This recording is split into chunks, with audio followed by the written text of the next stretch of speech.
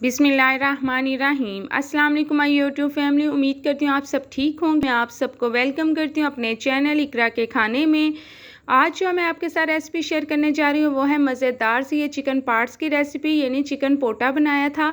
और इसको बनाना बहुत ही आसान है, इसके अंदर कलेजी शामिल नहीं है। सिर्फ ये चिकन पोटा की रेसिपी आप सबको ज़रूर पसंद आने वाली है। तो यहाँ पे आप इसकी सबसे पहले तो लुक चेक करें, और इसको बनाना बहुत ही आसान है। तो चले आए बिना टाइम वेस्ट के हम अपनी रेसिपी की तरफ चलते हैं। तो यहाँ पे आपने इसको मैं घी में बना रही हूँ, आप चाहें तो ऑयल में भी बना सकते हैं। थोड़ा सा घी एक्स्ट्रा जाएगा। तो यहाँ पे इसलिए मैंने 1 कटोरी घी लिया था। अब 1 कटोरी घी डालने के बाद अब आपने इसको पहले अच्छे से गर्म कर लेना है, और इसके बाद इसके अंदर कुछ खड़े मसाले जाएंगे, जिनमें तो हमने सबसे पहले तो ये जो दालचीनी 2 टुकड़े लिए थे, यानी इसकी 2 स्टिक ली थी, और साथ ही हमने कुछ लौंग ले लिए थे, और साथ में ज़ीरा लिया था, और बड़ी इलायची हमने 1 अदद ली थी।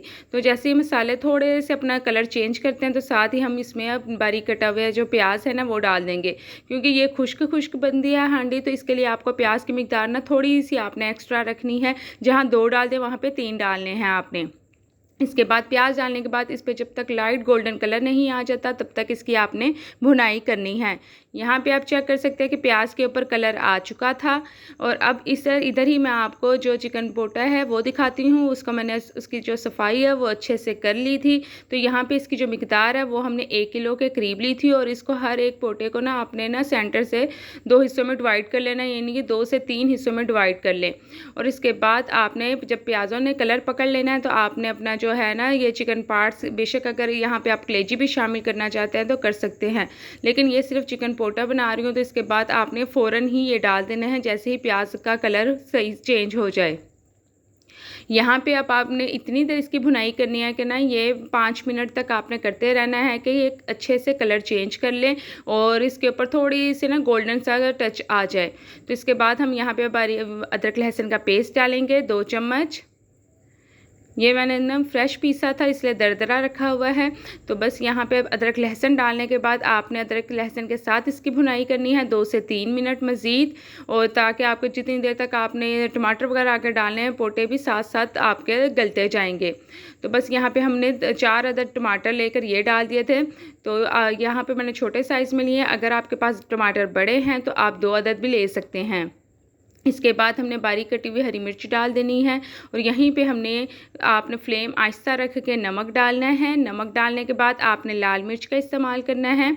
लाल मिर्च डालने के बाद हम हल्दी पाउडर डालेंगे। हल्दी पाउडर डालने के बाद आपने ज़ीरा और धनिया पाउडर जो होता है मैंने इसको भून के रखा हुआ है, तो इसकी खुशबू बहुत मज़े की आती है। तो यहाँ पे मैंने इसका 1.5 चम्मच ऐड किया है ज़ीरा और धनिया पाउडर। यहाँ पे अब आप देख रहे हैं ये है गरम मसाला, बड़ी इलायची, दालचीनी और लौंग को मिला के हम वज़न इसको पीस लिया था। इसमें गोश्त वगैरह में इसकी स्मेल नहीं आती। जब ये मसाला आप डालेंगे तो आप बहुत अच्छी आपको ना एक खुशबू मिलती है, और टेस्ट भी इसका बहुत मज़े का होता है। बस ये मसाला डालने के बाद आपने सब मसालों के साथ अच्छे से इसकी भुनाई कर लेनी है। यहाँ पे आप देख सकते हैं कि टमाटर जो है ना हमारे गल चुके थे। टमाटर यहाँ पे गल चुके थे। अब बस आपने थोड़ा सा इसके अंदर पानी डालना है, और इसके बाद आपने पोटों को गला लेना है। इसकी जो टाइमिंग है वो 20 से 25 मिनट में ये गलेंगे। अगर आप फ्रेश यूज़ नहीं कर रहे और किसी फ्रोज़न यूज़ कर रहे हैं तो वो थोड़ा सा टाइम लेंगे। वो लगभग आपके ले जाएंगे 25 से 30 मिनट ले जाएंगे। यहाँ पे ये 15 से 20 मिनट में हमारे हो चुके थे, अच्छे से गल गए थे। तो इसको यहाँ पे आपने चेक कर लेना है। अगर ना गले हो तो थोड़ा सा पानी डाल के आपने दोबारा से गला लेना है। यहाँ पे जब ये गल जाए, ऑयल सेपरेट हो जाए, तो आपने फेंटा हुआ दही डाल देना है। दही आपने फेंट के, और फ्लेम आपने स्लो रख के ही डालना है ताकि दही जो अपनी फुटकड़ियाँ ना छोड़े। और दही डालने के बाद अब आपने इसकी इतनी भुनाई करनी है कि आहिस्ता आहिस्ता फ्लेम में, ताकि जो ऑयल है ना वो आपका सेपरेट हो जाए। यहाँ पे आप देख सकते हैं कि ऑयल इसने ना सेपरेट होना शुरू हो चुका था। तो बस इधर ही आपका जो खाना है वो रेडी हो चुका था। लेकिन कुछ सीक्रेट मसाले हैं, जिनमें सबसे पहले तो बारीक कटा हुआ हरा वो अदरक के स्लाइस डालेंगे। यहाँ पे अदरक ज़रूर आपने इस्तेमाल करना है, ताकि इसके जो अदरक की स्मेल है ना बहुत अच्छी लगती है। और यहाँ पे हमने 1 अदद नींबू ज़रूर आपने इसको ना निचोड़ना है। नींबू की जो है ना एंड पे, इससे थोड़ा सा खट्टा सा फ्लेवर आएगा और बहुत मज़े का लगता है।